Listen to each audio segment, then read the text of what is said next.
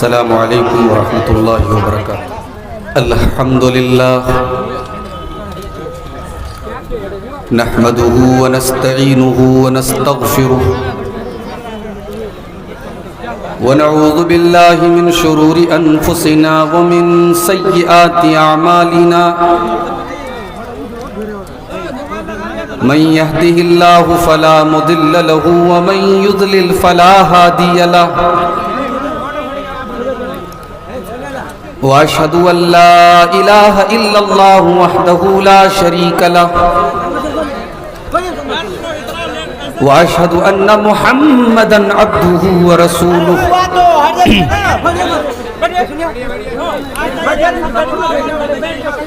या अय्युहल्लज़ीना आमनुत्तक़ुल्लाह हक़्क़ तुक़ातिही व ला तमूतुन्न इल्ला व अंतुम मुस्लिमून।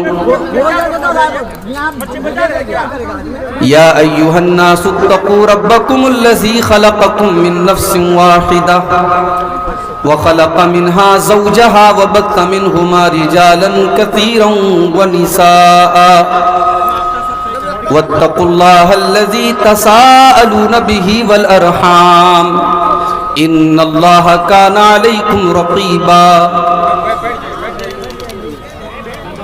या अय्युहल्लज़ीना आमनुत्तक़ुल्लाह व क़ूलू क़ौलन सदीदा युस्लिह लकुम अअमालकुम व यग़फिर लकुम ज़ुनूबकुम व मन युतिइल्लाह व रसूलहु फ़क़द फ़ाज़ फ़ौज़न अज़ीमा। अम्मा बाद फ़इन्न ख़ैरल हदीथ किताबुल्लाह व ख़ैरल हदी हदी मुहम्मदिन सल्लल्लाहु अलैहि वसल्लम व शर्रल उमूरि मुहदसातुहा व कुल्ल मुहदसतिन बिदअह व कुल्ल बिदअतिन ज़लालह व कुल्ल ज़लालतिन फिन्नार।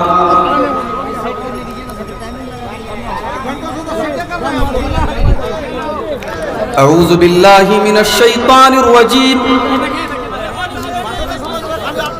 बिस्मिल्लाहिर रहमानिर रहीम। कुल इन्नमा अना बशरुम मिस्लुकुम यूहा इलय्य अन्नमा इलाहुकुम इलाहुन वाहिद फमन कान यरजू लिक़ाअ रब्बिही फलयअमल अमलन सालिहन वला युशरिक बिइबादति रब्बिही अहदा। मुअज़्ज़ज़ सदर मोहतरम, उलमाए किराम, मोहतरम बुज़ुर्गों, नौजवान साथियों, पर्दा नशीन माँ और बहनों, प्यारे बच्चों, मैं बड़ी अजीब कश्मकश में पड़ा हूँ। 11 बजे ट्रेन भी पकड़नी है और इतना शानदार प्रोग्राम भी चल रहा है जिस प्रोग्राम की तैयारी हफ्तों से नहीं महीनों से चल रही है। और ऐसा भी नहीं कि ये कोई दावती और इस्लाही प्रोग्राम है,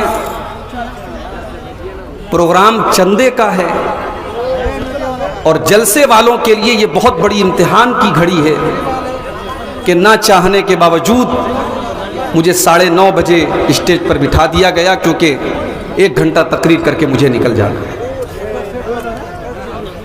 मुख्तसर सा वक्त है, मैं चाहता हूं कि कुछ काम की बातें, कुछ अहम बातें आपके सामने रखूं।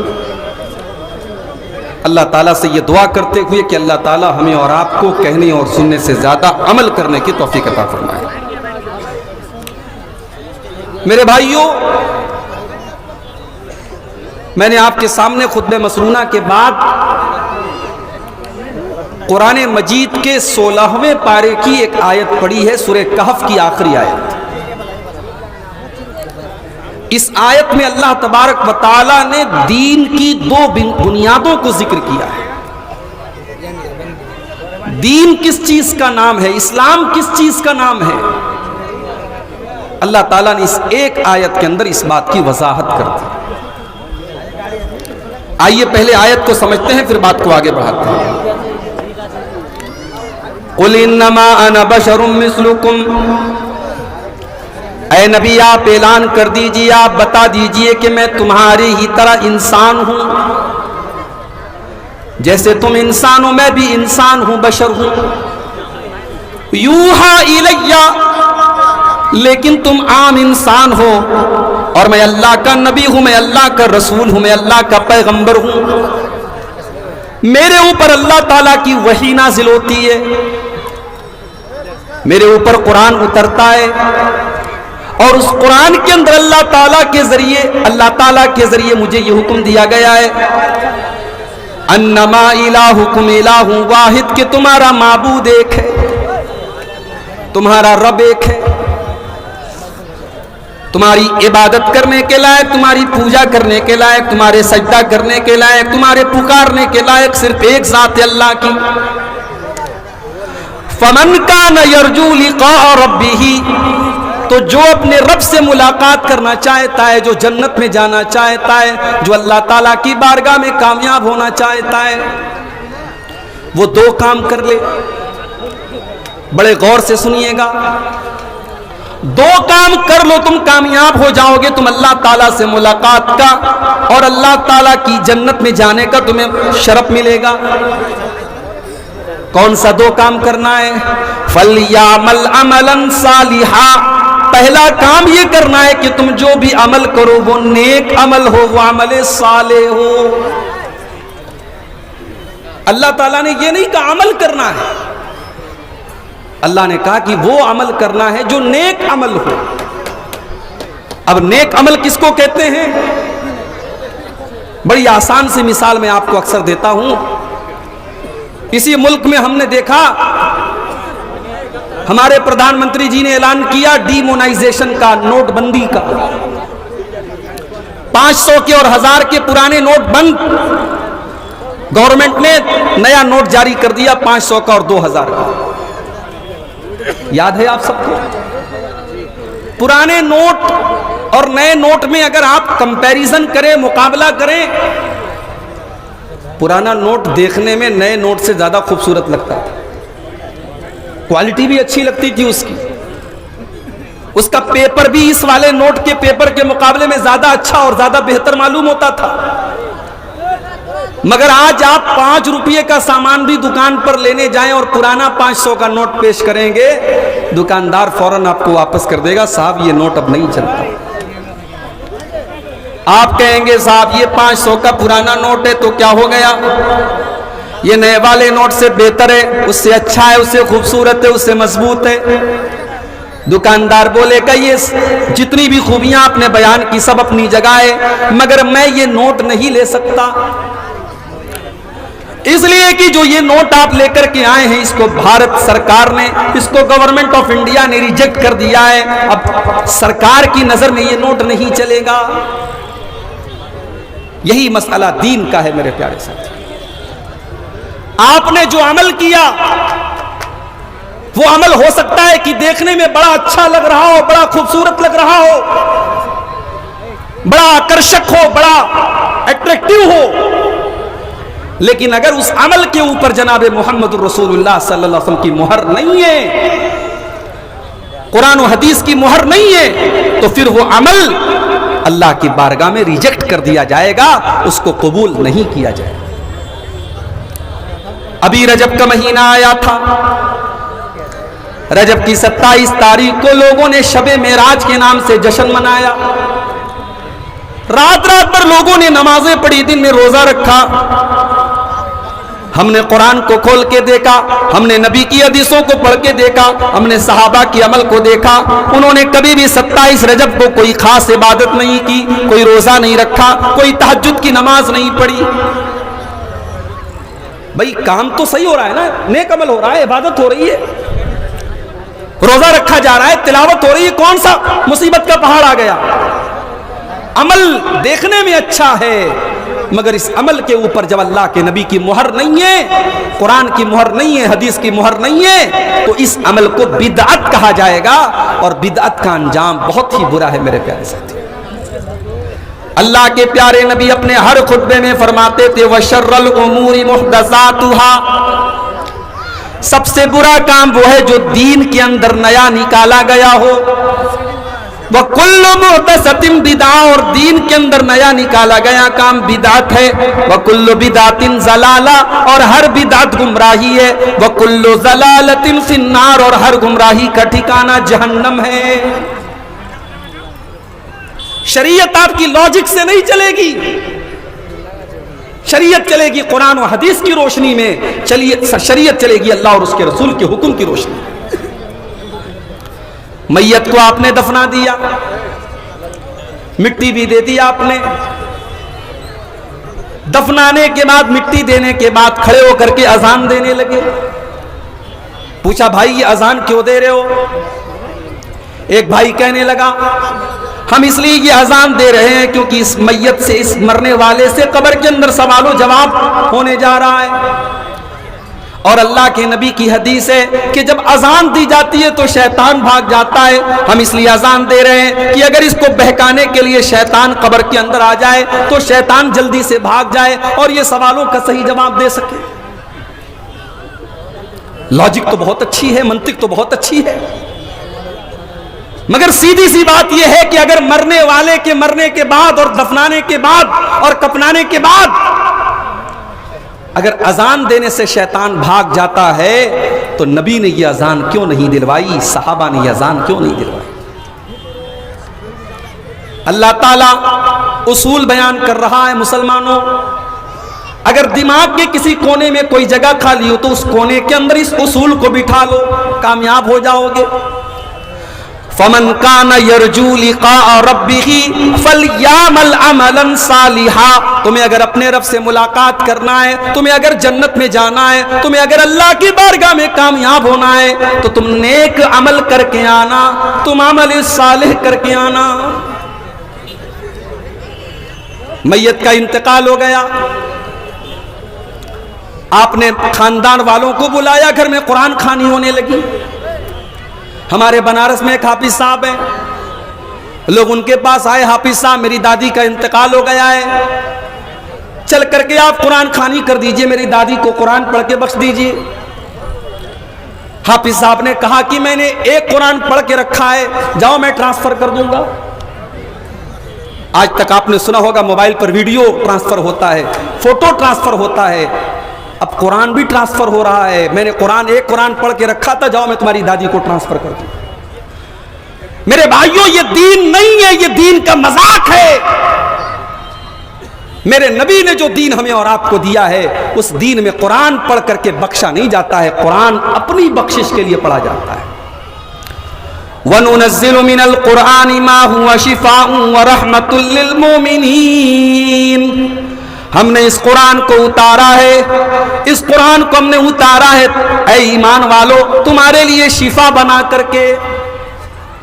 हमने कुरान को शिफा समझा। किस चीज की शिफा? बच्चा बीमार है, मौली साहब पढ़ के दम कर दीजिए। लड़की के ऊपर नजरे बद का असर है, मौली साहब पढ़ के दम कर दीजिए।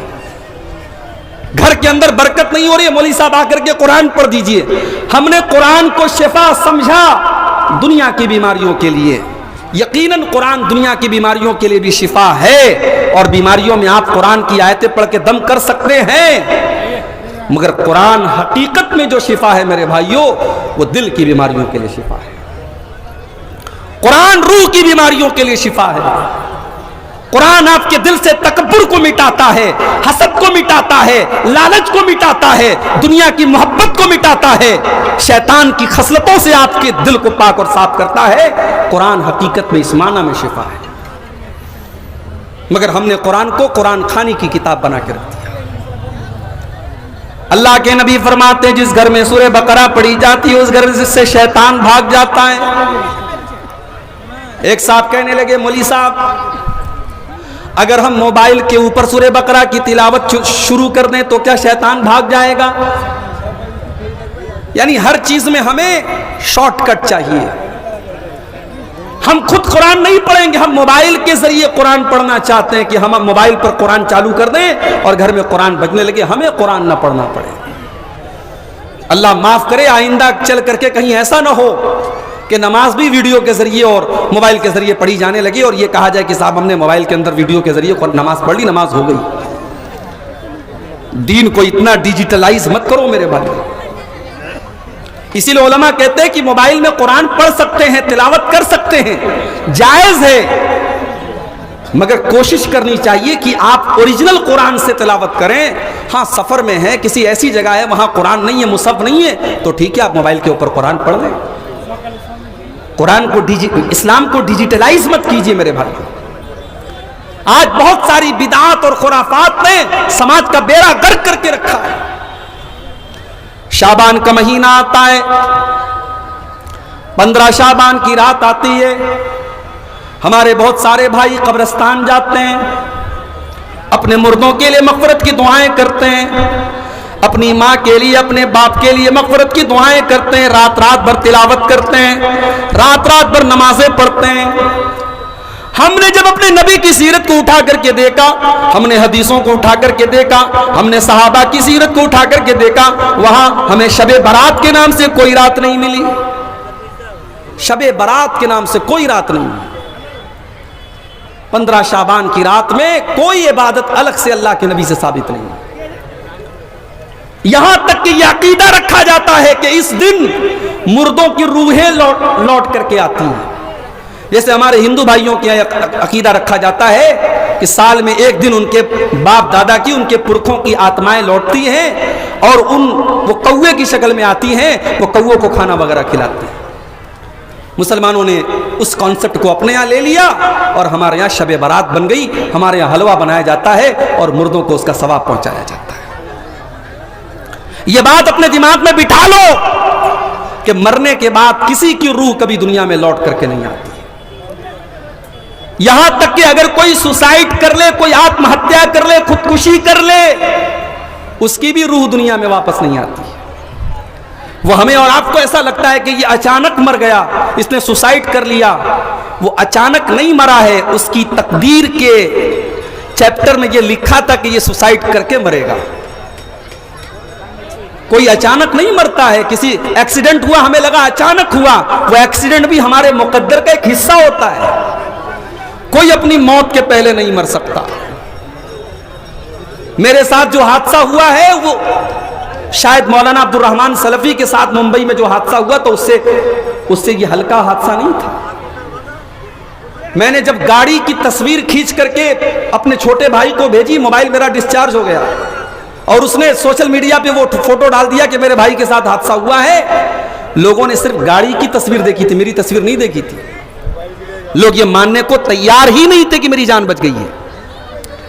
गाड़ी की तस्वीर देख करके लोग यकीन नहीं कर रहे थे। उस दिन मेरे मोबाइल पर कम से कम 1000 कॉल आई थी। मोबाइल मेरा दिन भर साइलेंट पड़ा हुआ था। तो हादसा हुआ, लेकिन अल्लाह ताला की कुदरत और अल्लाह की तौफीक, अल्लाह ने जिंदगी की कुछ सांसें और लिखी थी। तो हम ये नहीं कह सकते कि हमारी मौत जो है वो अचानक आई है। मौत तो अपने टाइम पर आती है। अल्लाह ने अगर मौत लिखी होगी तो छोटे मोटे हादसे के जरिए भी मौत आ जाएगी, और अगर मौत नहीं लिखी है तो इतना खतरनाक हादसा हो गया, फिर भी अल्लाह ताला ने अपना कर्म किया और बचा लिया। और मौत के आ जाने के बाद जब बंदे की रूह निकाली जाती है, बंदा अल्लाह की बारगाह में गुजारिश करता है, हत्ता इज़ा जा अहदहुमुल मौत क़ाल रब्बिरजिऊन। जब मौत का टाइम आता है तो बंदा कहता है कि अय अल्लाह, मुझे तू एक मौका और दे दे, एक बार तू दुनिया में मुझे लौटा दे। किस लिए लौटा दे? इसलिए नहीं कि मेरा मकान अधूरा था, मैं मकान की तामीर कर लूं। इसलिए नहीं कि बेटी की शादी करना था, शादी कर लूं। इसलिए नहीं कि कारोबार अधूरा था, कारोबार को पूरा कर लूं। लअल्ली आमलु सालिहन फीमा तरक्तु। अय अल्लाह, मुझे बस एक मौका और दे दे ताकि मैं नेक अमल करके तुझको राजी कर लूं। अल्लाह फरमाता है कल्ला, ऐसा हरगिज होने वाला नहीं है। इन्नहा कलिमतुन हुवा क़ाइलुहा। मेरे बंदे, ये तो बस तेरी एक ख्वाहिश है जो तेरी जुबान से निकल रही है। व मिन वराइहिम बरज़खुन इला यौम युबातून। अब कयामत तक तुझे बरज़ख में रहना है। अब तेरी रूह को दुनिया में लौटाया नहीं जाएगा। अब मरने के बाद तेरी रूह को दोबारा एक सेकंड के लिए भी दुनिया में नहीं भेजा जाएगा। हमारे यहाँ यह अकीदा गढ़ लिया गया, साफ शबे बारात में बाप दादा की रूहें लौटती हैं। तो ये जो बिदात होती हैं, किसी ने बड़ी अच्छी बात लिखी है कि जो बिदात होती है वो हर साल एक नया बच्चा देती है। रबीउल अव्वल की 12 तारीख आती है, हमारे बहुत सारे मुसलमान भाई 12 रबीउल अव्वल की तारीख को नबी अकरम की पैदाइश का जश्न मनाते हैं। पहले ये जश्न छोटे मोटे पैमाने पर मनाया जाता था, अब हर साल उसके अंदर बढ़ोतरी हो रही है। अब तो ऐसे वीडियो भी आने लगे कि अल्लाह के नबी के नाम पर बड़े बड़े केक भी काटे जा रहे हैं। ऐसे वीडियोस भी हमने देखे कि लड़कियां नाच रही हैं, नबी की पैदाइश का जश्न मना रही हैं। इसी मालदा और कलियाचक की सड़कों पर हमने देखा नौजवान खूबसूरत लड़कियां बड़ी बड़ी गाड़ियों पर बैठी हैं और अल्लाह के नबी की मोहब्बत के नाम पर झंडे उठा उठा करके वो नबी अकरम का नारा लगा रही हैं। हो लोगों, जिस नबी ने अपनी उम्मत की बेटियों को पर्दे में रहने का हुक्म दिया, जिस नबी ने अपनी उम्मत की औरतों को यह हुक्म दिया कि जब भी तुम घर से निकलो तो पर्दे में निकलो, तुम्हारे जिस्म का कोई हिस्सा किसी गैर मर्द के सामने जाहिर ना हो, आज उसी रसूल की मोहब्बत के नाम पर जवान जवान लड़कियां आज अपनी खूबसूरती की नुमाइश कर रही हैं। जिस नबी ने अपनी उम्मत को यह तालीम दी थी, मन तशब्बहा बिकौमिन फहुवा मिनहुम, जो किसी कौम की नकल करेगा वो उसी कौम के साथ कल कयामत के दिन उठाया जाएगा। हमने अपने नबी की मोहब्बत के नाम पर अपने नबी का ही बर्थडे मनाना शुरू कर दिया, हमने अपने नबी की मोहब्बत के नाम पर केक काटना शुरू कर दिया। कुछ दिन और गुजर जाने दो, अभी तो केक काटे गए हैं, मोमबत्तियां भी जलाई जाएंगी और जिस तरीके से बच्चे का बर्थडे मनाया जाता है और हैप्पी बर्थडे टू यू कहा जाता है, उस तरीके से हैप्पी बर्थडे टू यू या रसूल अल्लाह भी कहा जाएगा। आप देख लीजिएगा, अगर आप जिंदा रहे तो वो दिन भी आएगा। बिदात हर साल एक नए बच्चे को जन्म देती है। नबी अकरम जब नमाज पढ़ते थे, सलाम फेरने के बाद आप अल्लाहू अकबर कहते थे, अस्तगफिरुल्लाह अस्तगफिरुल्लाह अस्तगफिरुल्लाह कहते थे।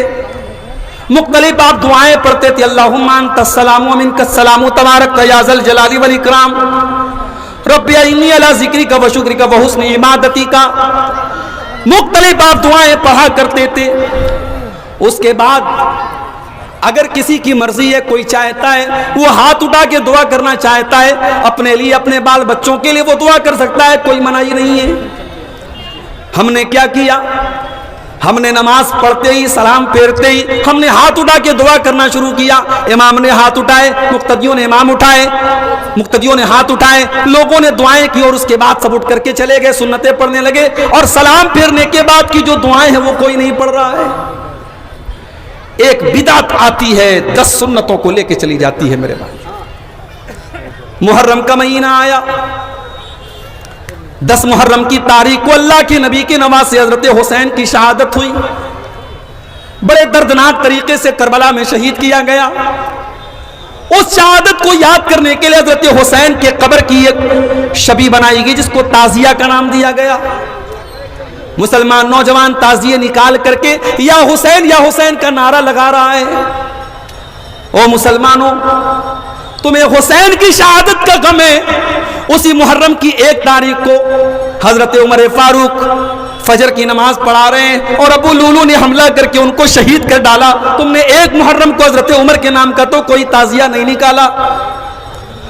उसी मुहर्रम के पहले 17 जिलहिज्जा की तारीख को उस्मान गनी को उनके घर में बड़ी बेदर्दी से शहीद कर दिया गया। तुमने उस्मान गनी के नाम का तो कोई ताजिया नहीं निकाला, कोई अलम नहीं निकाला, कोई जुलूस नहीं निकाला। इस्लाम इन बिदात का नाम नहीं है मेरे भाई। अगर आप शहादतों का गम मनाएंगे तो साल की कोई तारीख ऐसी नहीं है जिस तारीख में किसी न किसी बड़ी शख्सियत की शहादत न हो। इस्लाम शहीदों के खून से इस्लाम की तारीख रंगीन है। अगर आप शहादतों का गम मनाएंगे और लोगों की पैदाइश की खुशी मनाएंगे तो साल की कोई तारीख बाकी नहीं बचेगी। इस्लाम बड़ा ही सिंपल दीन है मेरे भाई, इसको सिंपल ही रहने दो। इसमें बिदात मत निकालो, इसमें कोई नए नए काम मत निकालो। इंतकाल हो गया किसी इंसान का, तीसरे दिन आपने बिरयानी बनवा दी, आपने लंबा चौड़ा खाने का इंतजाम किया, पूरे खानदान के लोग आकर के दावत उड़ा रहे हैं। मेरे नाना का इंतकाल, मेरे नाना के घर में भी ये बिदात व खुराफात अंजाम दी जाती है। मैं समझाता हूँ, नसीहत करता हूँ, लेकिन बहरहाल है, माहौल है। जब तक अल्लाह हिदायत न दे, इंसान के बस की बात नहीं। नाना का इंतकाल हुआ, आज इंतकाल हुआ है, अगले दिन रात में बिरयानी बनाने की तैयारी चल रही है, मसाला पीसा जा रहा है, प्याज काटी जा रही है। मेरे मामू लोग बैठे थे, मैंने कहा कि आपको कुछ समझ में आ रहा है? कल आपके बाप का जनाजा निकला था और आज आप बैठ करके दावत का इंतजाम कर रहे हैं। तो मेरे मामू की आंखों से आंसू आ गए। कहा कि बात आपकी बिल्कुल सही है, हमें भी ये चीज गलत लग रही है, मगर हम नहीं करेंगे तो समाज को क्या मुंह दिखाएंगे?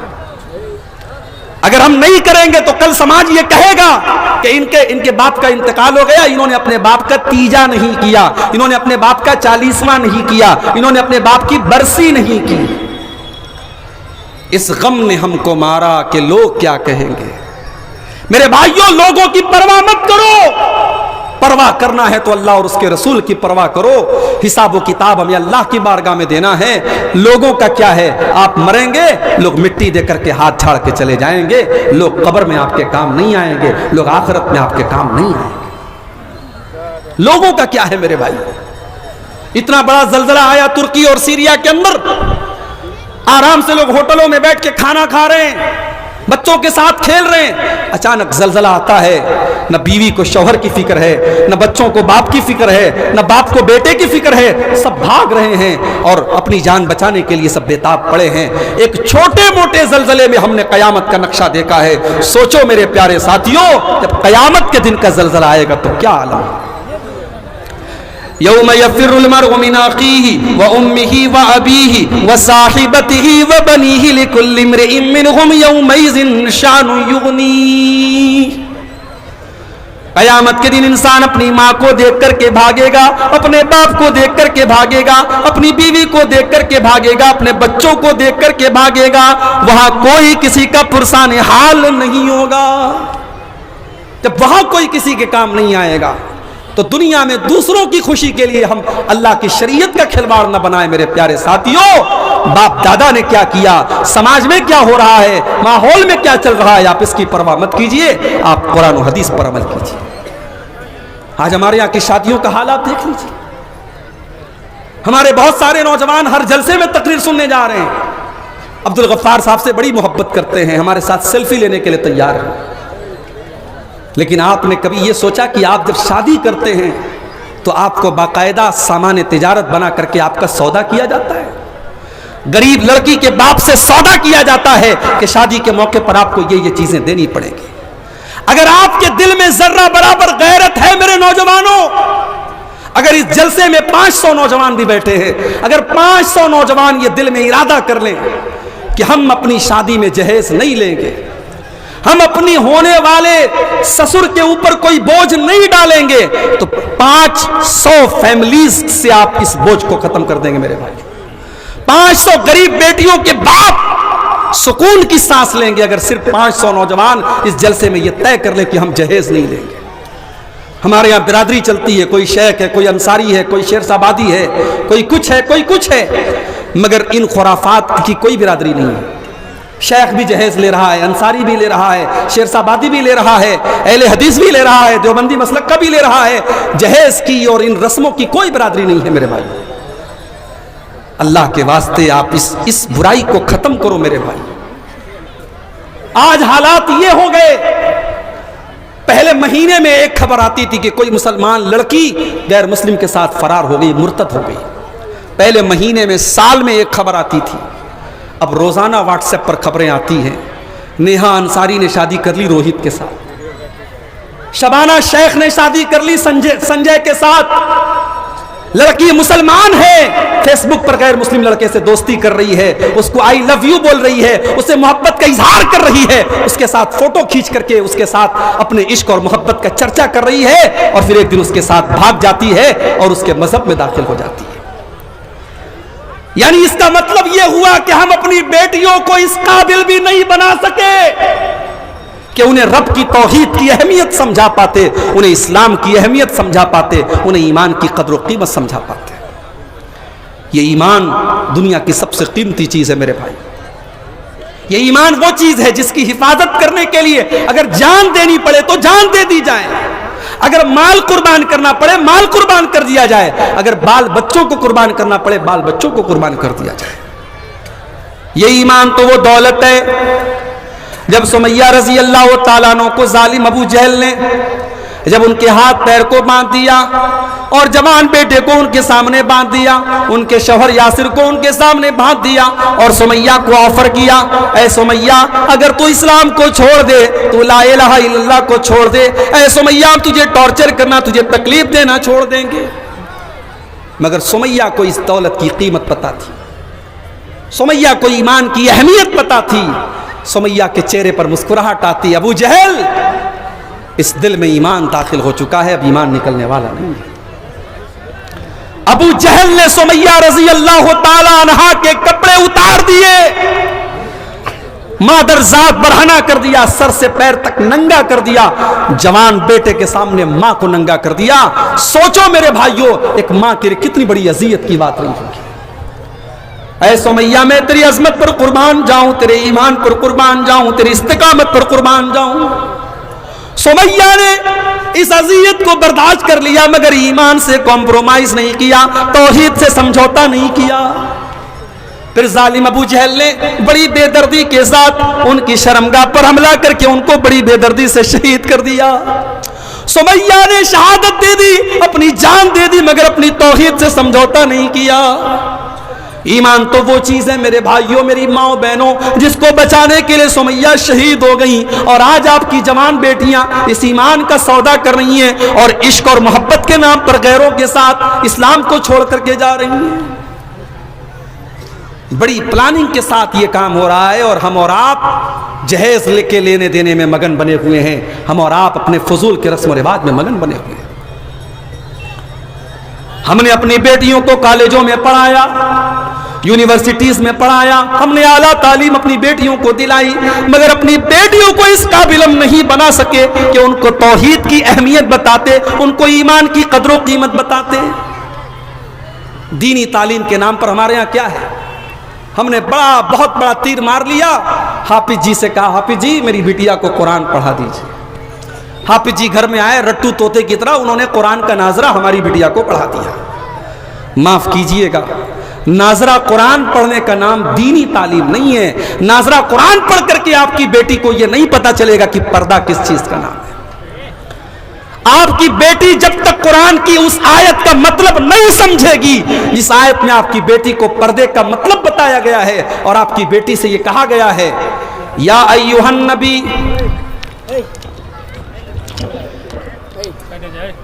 या अय्युहन नबी कुल अज़वाजिका व बनातिका व निसाइल मोमिनीना युदनीना अलैहिन्ना मिन जलाबिबिहिन्ना।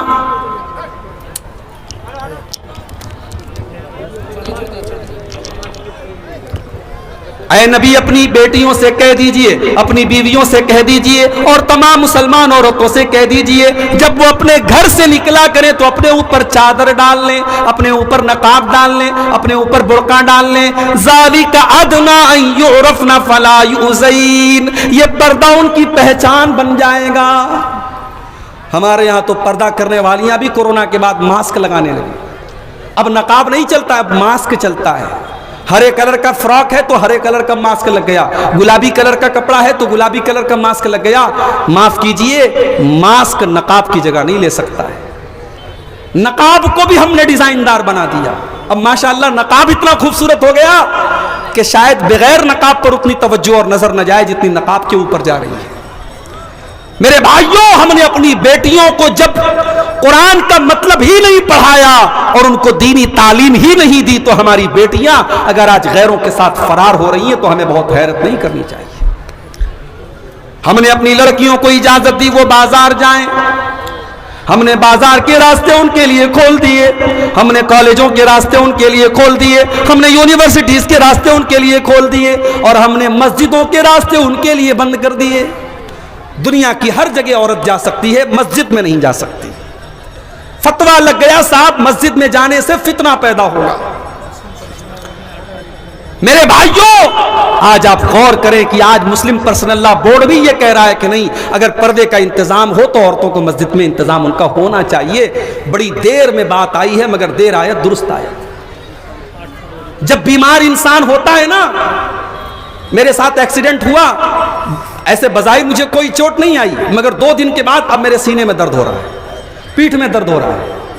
अब मैं डॉक्टर के यहाँ जाऊंगा, डॉक्टर मुझे पेन किलर देगा, अगर अंदरूनी कोई चोट नहीं है तो पेन किलर देगा और साथ में एंटीबायोटिक देगा। उसूल यही है, बीमारी जितनी तगड़ी हो एंटीबायोटिक उतना तगड़ा दिया जाता है। आज एक तरफ बेपर्दगी की बीमारी है, एक तरफ बेहयाई की बीमारी है, एक तरफ फेसबुक की बीमारी है, एक तरफ इंस्टाग्राम की बीमारी है, एक तरफ व्हाट्सएप की बीमारी है।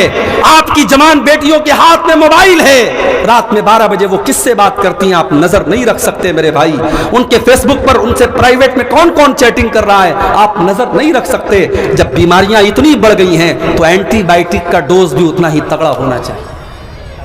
अगर आपने अपनी बेटियों की सही तरबियत नहीं की, मेरी बात लिख के रख लीजिए, आने वाले 10 और 15 सालों के बाद शायद कोई गांव ऐसा नहीं होगा, कोई खानदान ऐसा नहीं होगा जहां की कोई ना कोई लड़की गैर मुस्लिम के साथ फरार होकर के मुर्तद न हुई हो। ये जंगल की आग की तरह ये चीज फैल रही है। अल्लाह ने कुरान में फरमाया, या अय्युहल्लज़ीना आमनू कू अनफुसकुम व अहलीकुम नारा, ऐ ईमान वालो अपने आप को और अपने परिवार को, अपनी फैमिली को, अपने बाल बच्चों को जहन्नम की आग से बचाओ।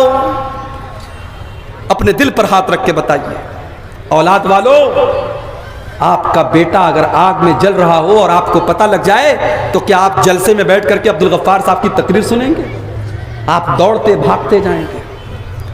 आपको मोबाइल पर कॉल आ जाए कि मेरे बेटे का एक्सीडेंट हो गया, आप हॉस्पिटल पहुंचेंगे और अगर जरूरत पड़ी तो अपना खून दे करके और अपनी जान दे करके आप अपने बच्चे को बचाएंगे। इतनी मोहब्बत करते हैं अपनी फैमिली से, अपने परिवार से, अपने बाल बच्चों से।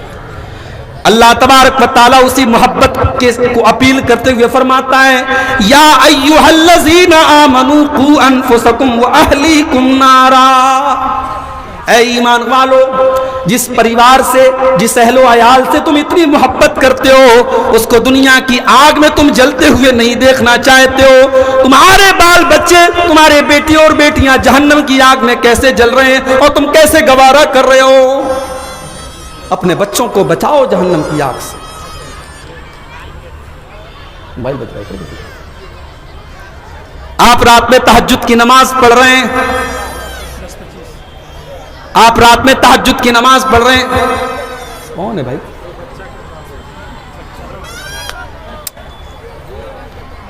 सुकून होना चाहिए प्रोग्राम में। एक तो ये शुरू में ये चैनल वाले बिला वजह परेशान करते रहते हैं। आप गौर कीजिए,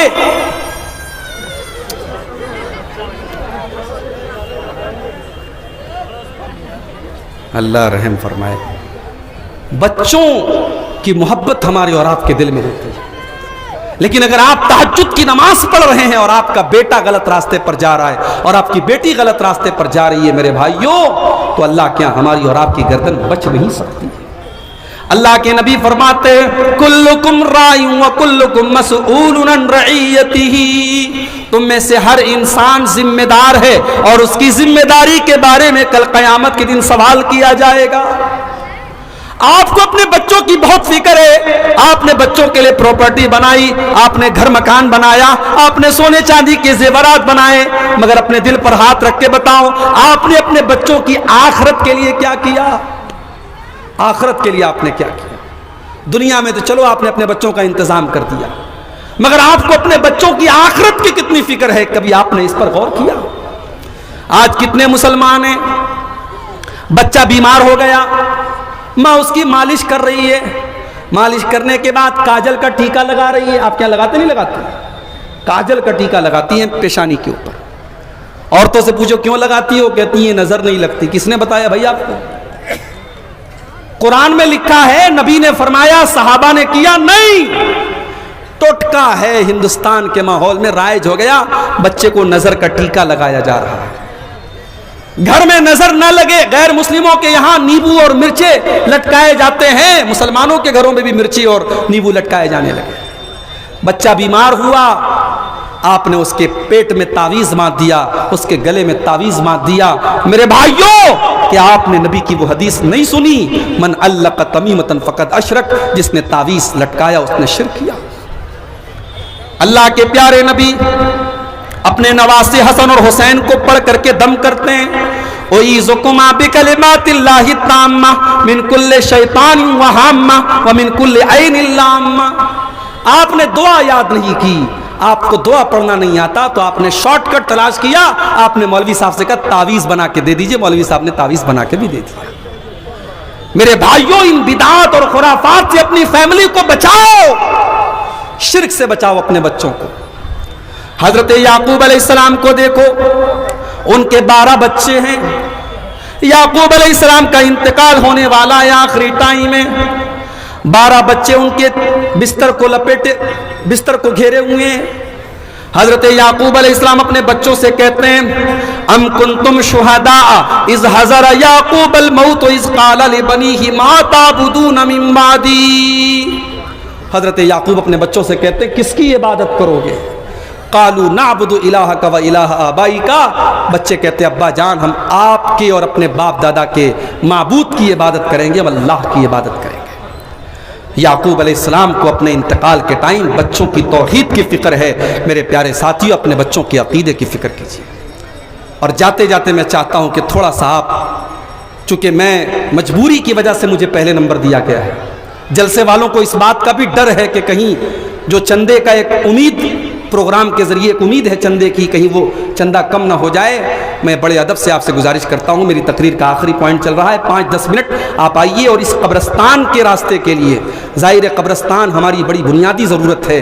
ये सदक़े जारिया होगा अगर आपने 100 रुपया, 1000 रुपया, 10,000 रुपया, जो भी आपकी ताकत है, आपने अगर कब्रस्तान में ताउन किया, तो जब तक ये कब्रस्तान का रास्ता रहेगा तब तक आपको और जिसकी तरफ से आपने सदका दिया होगा उसको उसका सवाब मिलता रहेगा। मैं आपसे गुजारिश करूंगा कि आप इस कार्य खैर में हिस्सा लेते चले जाएं और ताउन करते चले जाएं। मुझे इस बात का भी हुक्म मिला है कि थोड़ा बहुत आपका ताउन भी जो है मैं कबूल करूं। मेरे भाइयों, आज हमें और आपको इस कार्य खैर में, इस तरीके की चीज़ों में भी अपने आप को और अपने घर वालों को हिस्सा दिलवाना चाहिए। नबी अकरम ने औरतों से फरमाया था, तसद्दक़ना, तुम सदका खैरात किया करो, फ़इन्नी उरीतुकुन्ना अक्सर अहलिन नार, मैंने तुमको जहन्नम की आग में बहुत ज़्यादा जलते हुए देखा है। मैं अपनी माँ बहनों से गुजारिश करूंगा कि आप बढ़ चढ़ करके इस कार्य खैर में हिस्सा लें, अपने जेवरात उतार करके आप दें। नबी के दौर में हमने सहाबा की, सहाबियात के वाक़यात हमने हदीस की किताबों में पढ़े हैं कि अल्लाह के नबी ने चंदे की अपील की, औरतों ने अपनी कान की बालियां, अपने गले के हार उतार करके दे दिए। आज वो मिसाल, आज इस सरजमीन चिलमारी पर भी आपको कायम करना है, चिलमारा पर भी कायम करना है। आपको इस कब्रस्तान के लिए आपको सदका जारिया के तौर पर अपना जो ताउन है, जो दान है, वो आपको देना है। मेरे भाइयों, वक्त बहुत नाजुक है, वक्त बहुत नाजुक है और दीन और ईमान को बर्बाद करने के लिए बहुत सारे फितने इस वक्त जो है सामने आ रहे हैं। हमें और आपको, अपने आप को और अपने घर वालों को इन फितनों से बचाने की ज़रूरत है।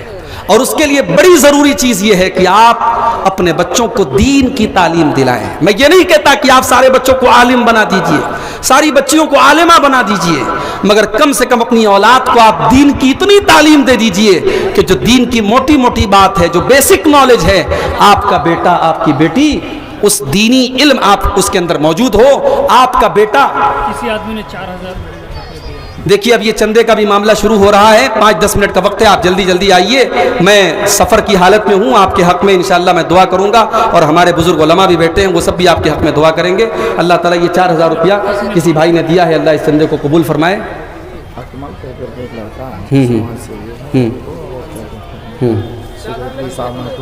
जी जी जी जी, बुलाए, अभी बुलाएं। अकमल भाई अगर आवाज़ सुन रहे हो तो वहाँ स्टेज पर यहाँ चले आएँ, जो इस इलाके के बड़े मोहतरम एक शख्स हैं, समाज सेवी हैं, उनको यहाँ बुलाया जा रहा है कि वो आएँ और इस कार्य खैर में वो भी जो है हिस्सा लें। और आप सबसे मैं ऐलान करता हूँ, अपील करता हूँ कि आप आइए, शर्माइए मत, पीछे मत रहिए, आइए। और मेरे हाथ पर अगर आप देना चाहते हो तो मेरे हाथ पे दीजिए, और हमारे जो मामू हैं अबुल कासिम बिजली साहब, उनको भी आप देना चाहें उनको भी आप दे सकते हैं। पूरे इलाके के मामू हैं, वो हैं कि नहीं? तो मेरे भाइयों, वक्त बिल्कुल ख़त्म हो रहा है, 11 बजे मुझे कटिहार पहुंचना है, 10:30 बज चुके हैं। आप आइए और थोड़ा जल्दी जल्दी जो भी इस कब्रिस्तान के लिए आप ताउन कर सकते हो कीजिए। ये किसी भाई ने 500 रुपया दिया है, अल्लाह ताला उसके ताउन को कबूल फरमाए। अल्लाह ताला जो भी हमारे भाई सलीमुद्दीन भाई ने 200 रुपये दिए, अल्लाह उनके सदक़े को भी कबूल फरमाए। और कोई भाई अगर इस कार्य खैर में हिस्सा लेना चाहते हो तो आए, आगे बढ़ें। और एक साहब 50